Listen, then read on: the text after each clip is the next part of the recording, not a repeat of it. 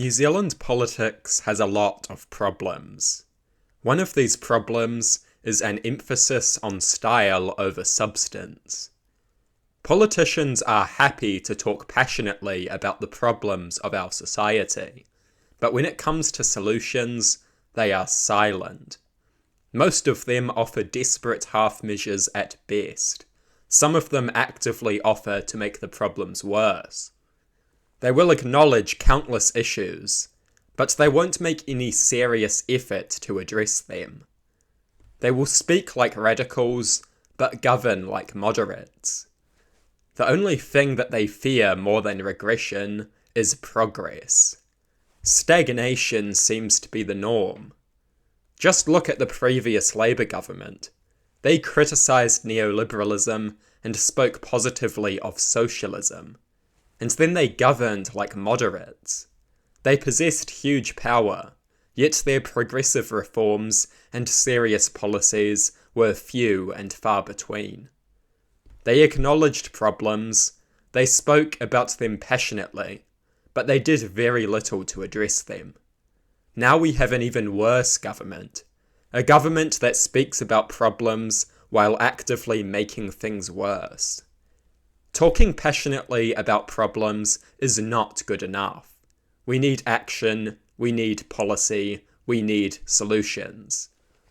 Politics has a tendency to revolve around style and not substance. Ultimately, politicians want to win elections. The majority of people vote based more on image, vibes, personality, and rhetoric than on a reasonable analysis of the policy involved. But we must strive for something better. We must strive for a politics where policy is put front and centre, where a passionate speech about problems is worth nothing if it does not have a serious solution behind it. A politics where politicians are not afraid to be bold. A politics where politicians are not afraid to make serious changes. That is the politics we need.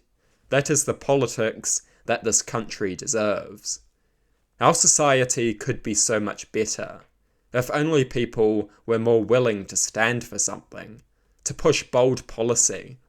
There are countless examples of policies which should be central to political debate but have been neglected and ignored by most of the parties.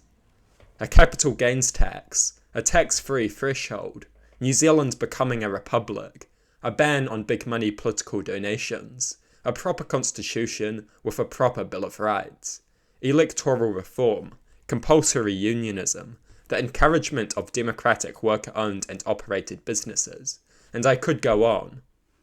Some minor parties have had the guts to start some of these conversations and promote some of these policies.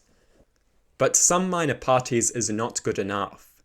These policies are largely absent from mainstream political discourse, and some of them are entirely absent when they should be at centre stage.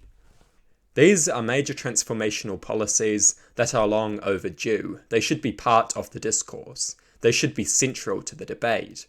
And yet the major parties fear them because they prioritise style over substance.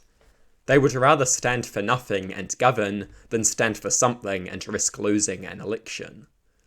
The reality is that winning elections doesn't mean anything if you stand for nothing. We must pursue a politics of principle, a politics of bold progress, a politics of unrestrained moralism and unprecedented vision. This is the politics that New Zealand deserves. When was the last time we had a Prime Minister or a government that had a serious vision for New Zealand's future? When was the last time we had a leader who set about a clear and bold vision for a better New Zealand? I don't remember one because most of our leaders have been entirely bankrupt when it comes to vision. They offer nothing. At best, they offer good feelings and strong rhetoric with few if any policies behind it. We deserve bold politics and brave politicians. We deserve serious policy and proper solutions. That is the politics that New Zealand deserves.